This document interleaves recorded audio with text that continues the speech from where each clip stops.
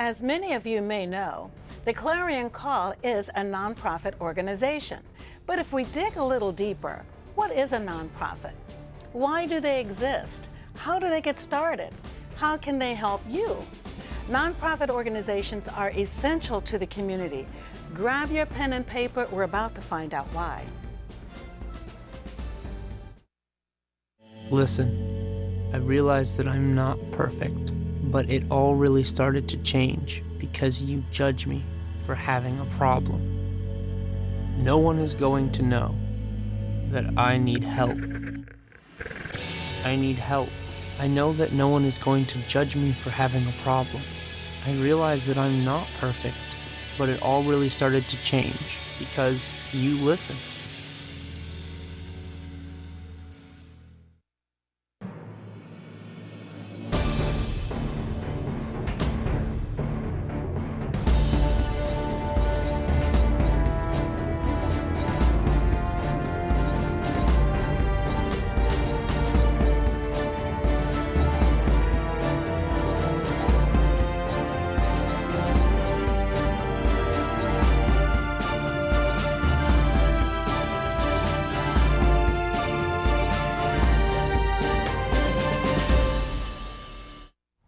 Hello and welcome to the Clarion Call Show. I'm Janice Liggins, your host. Nonprofit organizations are essential to the community in a number of ways and on many levels. But why?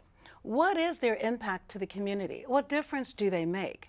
Joining us to explore the world of nonprofits is Heather Iliff, President of Maryland Nonprofits, an organization that serves other nonprofits statewide, and whose mission is to strengthen organizations and networks for greater quality of life and equity. Heather, thank you so much for joining us on the show.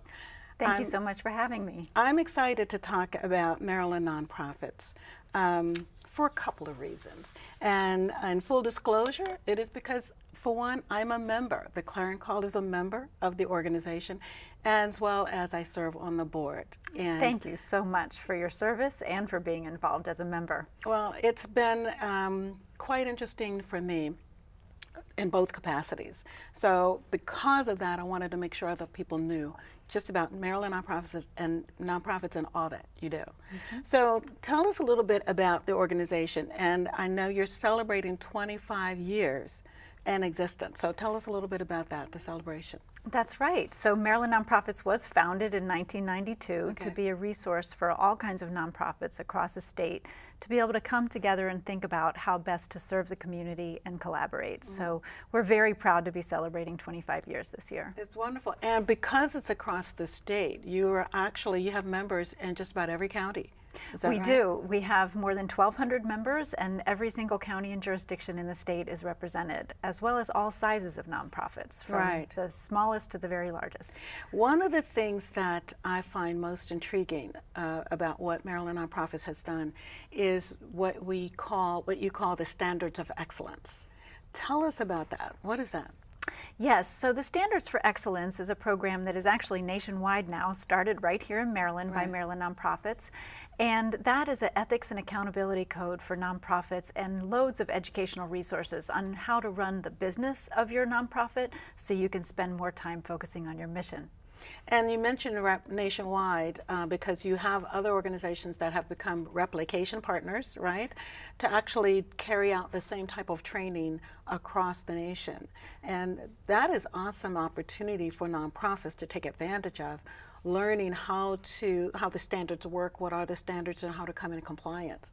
That training is done right through Maryland Nonprofits and its partners, its replication partners? Yes, so we do have partners here in Maryland and in Pennsylvania and Ohio and other places around the country running the program. And really the goal is to make sure that nonprofits have all the tools and resources that they need, like an employee handbook and a guide of conflict of interest for their board of directors and those kinds of things that when you're thinking about serving the community, you're probably not thinking about all your policies and procedures. And so the standards is really a one-stop shop for all of those resources for your organization. Wonderful, wonderful. And so Maryland Nonprofits also serves as the voice of the community. in particularly in legislative matters and things of that sort. So tell us a little bit about the work in that. Yes, so nonprofit organizations serve communities across the state and of course across the country in many different mission areas. It can be health and the environment, housing the homeless, food pantries are some of the things that people might be familiar with. All of those areas are affected by the public policy, the laws and the budget of the state of Maryland and the federal laws and budget. And so we try to promote investment in communities, public policy that has an equity lens so that Maryland's most vulnerable residents are well treated. Wonderful. And when you're looking at some of the federal changes that could impact Maryland nonprofits, not the organization, but in general, Maryland nonprofits. What are some of those that you think may have the most impact? What are some of the ones that you're looking at from a legislative priority perspective? Right now, we're very concerned about the proposed Trump budget and other budget proposals coming out of Congress. So while some people don't believe, most people don't believe that the whole Trump budget will pass, many elements of that budget would be exceedingly harmful, not only for nonprofits, but the communities they serve. So things like investments in community housing, investments in safety, investments in schools, in the Chesapeake Bay program, in the arts, all of those are on the chopping block. Wow, wow. I know that there's an organization, or there's a part of Maryland nonprofits, there's a legislative arm of Maryland nonprofits that's steadily, regularly in Annapolis to be that voice. And so we need that. Yes, so we really aim to have nonprofits and community leaders from across the state be part of that advocacy, and they can go to our website, marylandnonprofits.org, and learn more about the priorities and sign up to get involved. And so what would, for nonprofits generally, how many are in Maryland? We have about 30,000 nonprofits in Maryland, which sounds like a very large number, but most of those are very small.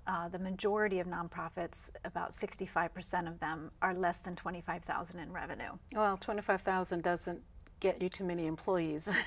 No, but it does get you a lot of volunteers, and yeah. that's really the backbone of the nonprofit sector. Right. Is millions and millions of volunteers work in many different skilled and non-skilled ways to help in communities through nonprofits. And we see that, we meaning the Clarion Call. You know, we see that because our support is coming from volunteers as well, and they can be very passionate about what they do and the organization, and so it does work really well. And so in Prince George's County, how does Prince George's County nonprofits rank or compare to statewide nonprofits? So there is some room for growth there. So Okay. Prince George's County's nonprofit sector is smaller and is under-resourced compared to the state average and compared to neighboring counties. So statewide, nearly 10% of all employees work for a nonprofit, but in Prince George's it's only 5.5%. We also have 85%. Remember that figure, under 25,000 in revenue? Right. In Prince George's it's 85%, whereas statewide it's 65%. So they're smaller and they don't have the resources to bring to bear to meet all the community needs in this county. So some of the training programs that are offered through Maryland nonprofits, are they geared toward, well, I do know they're geared towards a number of different facets of the nonprofit world, Yes. from fundraising to board development to program management. Yes. And so there's another program I know Maryland Nonprofit has, the Nonprofit Development Center. Yes. Now, tell us about that. That's great. So the state of Maryland has made resources available to support small and new nonprofits. And we think this is very important because in many ways nonprofits are businesses. Yeah. And for decades the state has had resources for small businesses. So now we also have those same resources for nonprofits. Maryland Nonprofits was chosen by the Department of Commerce to run this program, and it means that if your organization has less than $750,000 in revenue and is less than 10 years old, you can get a whole range of resources for free. For free. And you can get that information again at our website, marylandnonprofits.org. nonprofits.org, go to Nonprofit Development Center. Well, I just want to say, the Clarion Call is a member of the Nonprofit Development Center, and we're participating in the training, and it's excellent. So please take advantage of it because they are free. And over $600 typically, but because you're a member of Maryland Nonprofits and a member of the Nonprofit Development Center, great training for free. So yeah, I hope they do. It's terrific. And I think another point to make is the state of Maryland has realized that nonprofits are a very important part of our economy. So it's not only that we're getting a lot of mission out the door, you know, we're cleaning up the bay, we're having after-school programs for youth, and all kinds of important programs for seniors, and that's an impact right there. But on top of that, we're major employers, and we also purchase a lot of goods in the state. And so the state of Maryland has realized it's worth it to help startups to grow. So when you have, nonprofits are also playing a pretty major leadership role on a lot of different fronts. And many of those organizations are members of Maryland Nonprofits. So talk us about what you've seen the other nonprofits do and leadership throughout the state. Yes, so nonprofit organizations are often somewhat invisible, unsung heroes of long-term community leadership. So people often don't think of, for example, the Business Roundtable or the Chamber of Commerce. Those are nonprofit organizations. And often downtown development districts are nonprofit organizations that look to align government, nonprofit, and private sector business resources towards a long-term vision. And so we would like to ensure that everyone understands that nonprofits play this role of setting the table and making sure that different players are talking with each other and aligning resources for a better quality of life in Maryland. Speaking of quality of life, tell us a little bit about that and what Maryland Nonprofits is looking at as it relates to quality of life in Maryland. Yes, so people in Maryland really live here because they love it. So we have the Chesapeake Bay, we have the arts, we have the outdoors. There are many wonderful things that enhance our quality of life in Maryland. And unfortunately, not everyone has access to that quality of life equally. So there are communities in Maryland that are left out of opportunity. It may be communities of color, it may be people with disabilities, people with other kinds of barriers to employment. For example, formerly incarcerated people. I know it's important to the Clarion Call. And so we want to make sure that everyone in Maryland enjoys opportunity and has access to that same kind of quality of life. So we're looking to measure that. We have metrics. How do you measure the quality of life? And how do we set policies and goals and investment that expand a good quality of life for everyone? Wonderful, wonderful. And when we're looking at things like that, the quality of life or resource availability, that's all based on a nonpartisan type of perspective, because it doesn't matter what the organization is or what the person is. Fair is fair. Across the board treatment, equity is just the way we need to go. And I know that when Maryland Nonprofits is looking at policy agendas, it's always done with a nonpartisan lens. So talk about some of the policy changes that you're looking to pursue. That's right, and just a moment about what it means to be nonpartisan. So all 501c3 nonprofits that enjoy the highest favorability in tax status, meaning that donations to a C3 are tax deductible, must be nonpartisan in their policy work. But it doesn't mean that we can't get involved in public policy. What it means is we can't support or oppose candidates for office, but we can support and oppose legislation. And our number one priority going into the legislative session in January is going to be focused on the Maryland budget and investments in communities that are needed. The Kirwan Commission will be coming out with its report on education. We believe that they're going to be, some people are talking about an additional $2 billion needed in investment in education. We also need much greater access to public transportation. We need to have arts in the schools. We need to have a clean Chesapeake Bay. So all of those things require investment, but we do get return on that investment. So, very good. Yes. Very good. We're going to pick back up on that when we come back, okay? Great, thank you. So, what legislative matters can impact nonprofits? How do you start a nonprofit? That and more next. Stay tuned.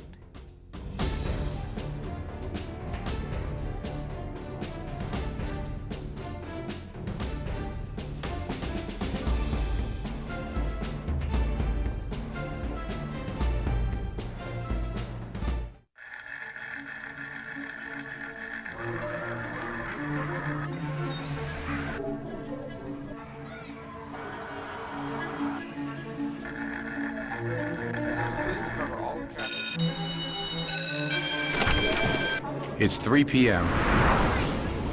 For 50 million kids across America, school's out.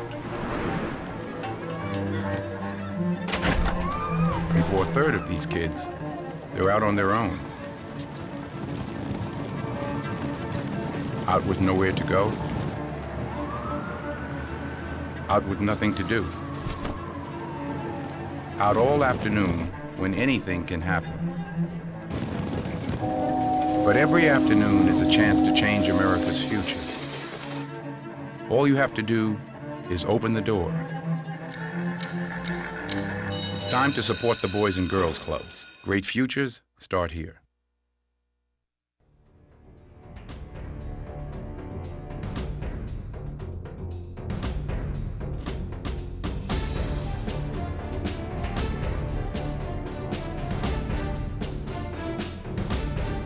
Welcome back. Many legislative matters can impact nonprofits. What are the policy priorities? And if you have an idea, should you start a nonprofit? With us again is Heather Iliff, President, Maryland Nonprofits. Thank you, Heather, again for being with us. We were talking about some of the nonpartisan perspectives and looking at different policy matters. And so I wanted to ask you, how will Maryland then respond to some of the major threats that are coming from the federal sector with these budget cuts? Yes, well, it's very important for us to be aware of what cuts are on the table and mobilize the community to talk about the investments that are important to them. And we think that we may have dodged a bullet in the efforts to repeal the Affordable Care Act seem to have died down right now. If that does get revived and happens, that could be more than $1 billion hole in Maryland's budget. And so Maryland's legislature is going to need to have the political will to say, are these going to be part of our budget now?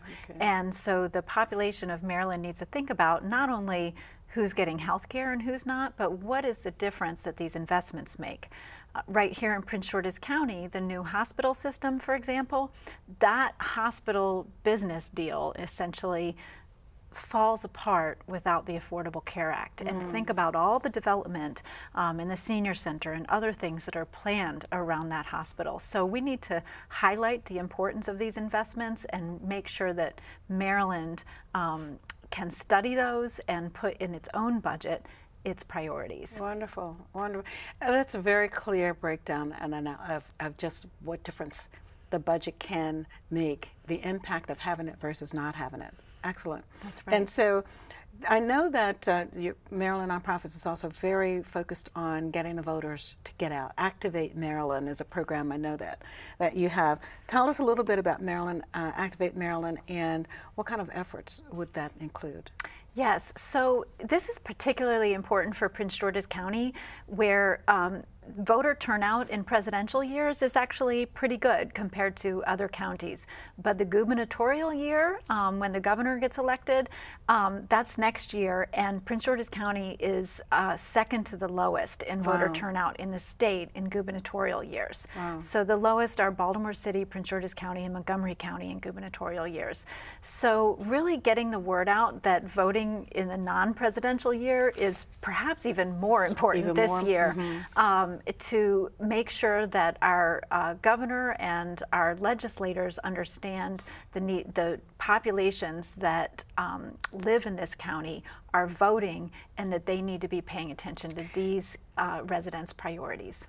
And just like you have that information, just like Maryland Nonprofits has that information, I'm sure other organizations have that information and could say, well, they don't vote anyway, they don't pay attention anyway, and so they may not, those areas may not get attention, such as Prince George's County, and we want to change that. So I'm very much in favor of voter registration and voter turnout, and we're participating in the National Voter Registration Day in September 26th just to make sure that we can get more voters registered and turn out. Terrific. And one more point about politics in Prince George's County. I was involved at one time as a school board member years ago here. And there's so much emphasis put on the primary because, the big races, the county executive race and that kind of thing get decided in the primary. And voters tend to relax a little bit going into the general election. And next year is a year where there's no opportunity to relax. We need to make sure that the energy of the primary voters carries all the way through to the general election. Wonderful. That's already building up to be an interesting race, too. Absolutely. So, suppose someone has an idea and they really want to reach out and help people, and they decide, I'm going to start a nonprofit. I can testify that it's not as easy as you may think, and I had a business before. But what would you say to someone who has an idea or just has a heart to help and serve? So one of the things that most founders of nonprofits think about all day long is the program that they're going to develop and the way that they're going to help the community. They often don't spend enough time thinking about where is the money going to come from. And we hear, they'll call us all the time saying, well, I just need to get a grant. How can I find somebody who can write a grant for me? And it rarely happens that way. And figuring out where your funding is going to come from should be really number 1, 2, and 3 on your list, because the program will come together when the resources are there. Well, that's a very good way to look at it, too, because without the money, no money, no mission. Yeah, right? really, really. And so when they are looking at figuring out where the money's going to come from, any suggestions on how to do that, where to get started? Yes, well, in other aspects of getting started, you can find free resources on our website at marylandnonprofits.org on how to get incorporated and how to set up your bylaws and all of those basics of setting up a nonprofit corporation. You can find that information there. Much like starting a business, your first funding is probably going to come from your angel donors. So you have angel investors and then there are angel donors. So you want to find people who absolutely fall in love with your mission the moment that you tell them about it, and they just want to, where can I write the check? Right. Get those people on your board and get them talking with others who care about your mission. Sometimes we'll talk to people and they say, well, I talk to people and they don't really care about my mission. Nobody wants to donate. And I just have to say, well, honey, I can't help you with that. If you don't have a community who shares your passion for your mission, it's not going to be successful. Have you seen some areas, some service areas, almost overloaded with organizations versus others where there are needs that are not being addressed as much? Have you seen kind of a lopsided balance to it? Yes, as a matter of fact, and here in Prince George's County, there are a lot of very small, we call them mom and pop shops for after-school programs and mentoring programs for youth. And in a way, it's a good thing because the people who are running those organizations have connections to the young people and in the community where they really can build a relationship and make a difference in those young people's lives, much better than a larger organization might be able to. But they often don't have the capacity or the ability to build the relationship with the school system. So building partnerships or hooking onto a larger organization would be a good strategy there. An area where we see a gap in Prince George's County in particular is in health. So there's the Greater Baden Medical Center, there's the Renaissance Treatment Center, there are a few significant health organizations, but many of them are the field office of another statewide organization, and there aren't that many indigenous health organizations. That's a good one. That's a big one too, because well, we were talking about the hospital earlier. We really need health care. Absolutely. And much stronger here. Yeah. Okay. And the needs of the aging population is another thing. When we talk with people in Prince George's County, they talk about that as a kind of a silent wave in the county that may not get as much attention as you would think. And baby boomers are now the thing again when it comes to senior housing and health, and Yes. I'm one of them too, by the way. So there's also, how can people get involved? If anyone wanted to get involved with Leadership Maryland, find out, Maryland nonprofits, forgive me, how can they get involved? What kind of things can they do? Yes, so number one, you can be a member of Maryland Nonprofits. And because we have the Nonprofit Development Center that I mentioned, if you're small and you're young, that's free. Membership is on a sliding fee scale, and we never want to turn anyone away. So just become a member, and you can log into our website, and there's a wealth of resources. It's sort of like a Facebook page for members, and combined with a curated form of Google. So you can put in you need your board member job description, it just pops right up there. So that's number one. We're also having our annual conference October 3rd and 4th at the Baltimore Convention Center. We have some terrific speakers, and we also offer continuing education units for social workers. So that's going to be a terrific event. If your organization would like to get involved in Get Out the Vote efforts, you can also contact us for resources. You can go to the National Voter Registration Day and also Nonprofit Vote. So those are some ways that people can get involved. And the Nonprofit Development Center too, they can sign up for that on your website as well? That's right. So free resources through the Maryland Nonprofit Development Center, and that's at marylandnonprofits.org. And I should also say, if people are just wondering, well, how do I get involved in any nonprofit? Not necessarily if you're not already a nonprofit. So our organization is sort of like the Chamber of Commerce for nonprofits. So, but if you're not a nonprofit, if you're interested in volunteering, I would definitely encourage you to look locally. I talk to my parents about that all the time, that they're sending their money to causes out in California and New York who send them direct mail. Look for the causes right in your neighborhood and write them a check, show up and volunteer, or even serve on their board. Well, I think that's really good. I have a sister who helps in another country, and I believe in helping in your own backyard. I really do. It's important. Right. It's important. So when you have the Get Out to Vote efforts, is Maryland Nonprofits going to actively get into the registration, or what is going to be your role in? We're going to be providing training and educational resources for nonprofits that want to make sure that they do it in a nonpartisan way. So when we're knocking on people's doors, we're not telling them who to vote for. We're just saying, please vote. And we're going to be working with nonprofit Prince George's, nonprofit Montgomery, as well as perhaps the United Way and some of the other local organizations to, people can. So if you're running a daycare center, for example, mom and dad come in to drop off their kid, they could have a voter registration form right there. If you have an after-school program, you could send a flyer home in the backpack with the kids. So this is all going to be ramping up in the summer of next year, going into the fall general election. Very good. I appreciate you, Heather. You do a great job. You do a great job. I say that as a member of the organization as well as a board member. And so I thank you for sharing, because I'm hoping that more people begin to get involved, take advantage of some of the resources, and grow, and not be so quick to jump into the bandwagon if it's as it relates to starting a nonprofit. Right. But just help out. Think twice before you start. But yes, and thank you so much, Janice, for having me on your show and for everything you've done for Maryland Nonprofits. You've been a tremendous board member, and really pleased to be here today. My pleasure. Thanks again. Thank you. Okay. Serving the community through a nonprofit organization can be a rich and rewarding experience.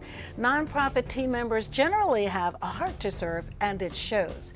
If you have a heart to help, roll up your sleeves and get involved with a nonprofit.